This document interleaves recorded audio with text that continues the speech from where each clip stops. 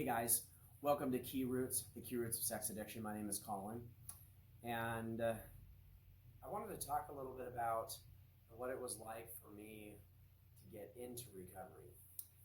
You know, I remember, this is back in the day, this is over probably 14 years ago.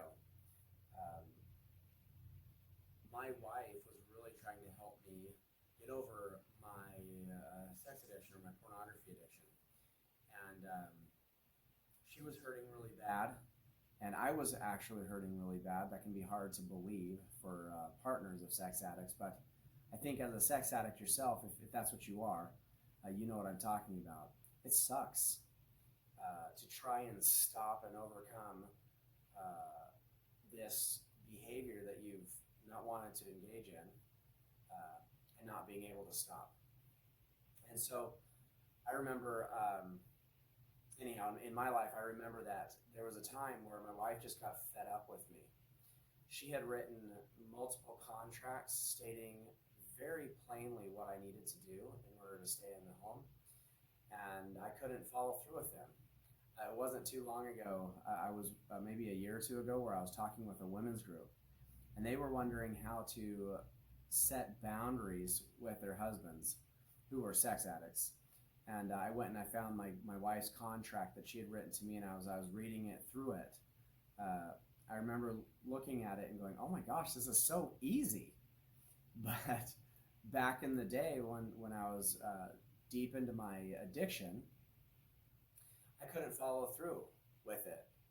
And it was because I couldn't follow through with it that my wife went to one of our therapists.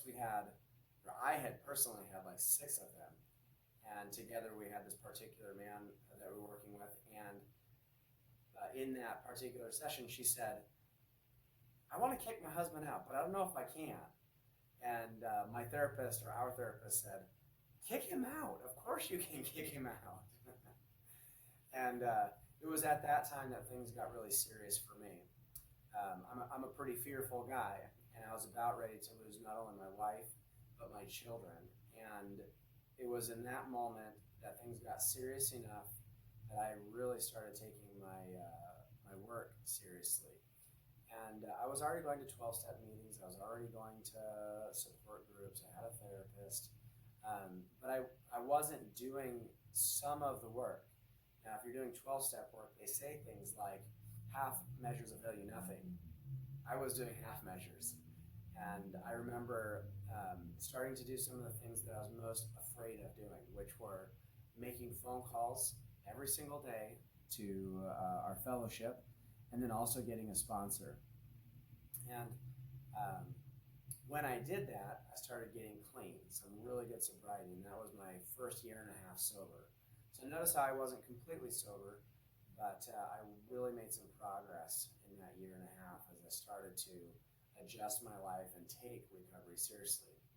Now, I hope that you don't have to go through what I went through, but if you're going through that, it's probably pretty painful. And if I can help you out, great. Otherwise, I suggest getting some help from other people. Don't try and go this alone. I think it's too difficult to do, and I don't think many people can do it alone. I'm not saying that it can't be done, but I just think it's more likely if you're doing it with others.